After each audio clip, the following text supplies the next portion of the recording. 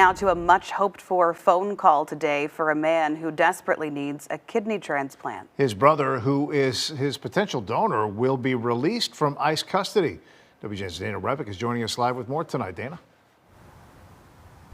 Well, the family did receive a call from ICE letting them know that this would be happening. We don't know exactly when, but that it should be in the coming days.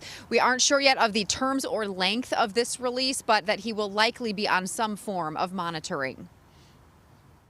It's incredible news. It's just absolutely wonderful. It means that he will be reunited with his brother. It means that the family will not be separated and torn apart.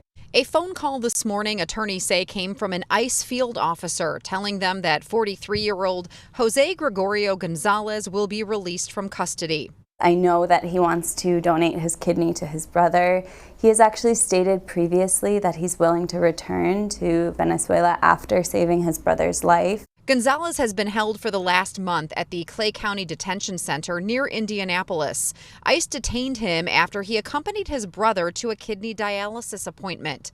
Gonzalez came to the U.S. a year ago to take care of his brother and was released on humanitarian parole. After being detained last month, lawyers filed for a stay of removal, which was denied. On Monday, advocates rallied on his behalf, holding a vigil calling for his release. These cases are indicative of President Trump's mass deportation and detention campaign, and that it's being carried out in a cruel and chaotic way where people are not afforded due process. Members of the Resurrection Project also monitoring a case out of Maryland. Kilmar Abrego Garcia, who is married to a U.S. citizen and has children and works as a union sheet metal apprentice, was picked up and deported to a prison in El Salvador. Guy who lives in my state, married to a U.S. citizen with citizen children. The Trump administration saying in a court filing it deported him due to an administrative error, but saying the courts don't have the authority to bring him back because he's no longer in U.S. custody. This individual who was deported to El Salvador and will not be returning to our country was a member of the brutal and vicious MS-13 gang.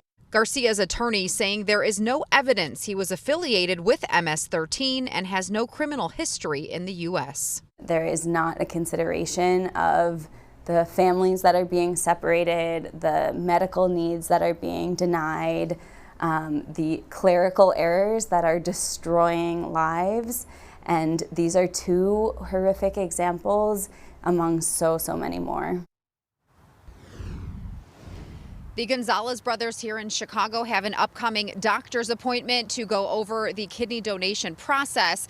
If Gonzalez is not a match for his brother, he plans to take part in a swap program where he would give his kidney to someone else and his brother would get moved up the recipient list. Reporting live, Dana Rebick, WGN News. Thank you, Dana.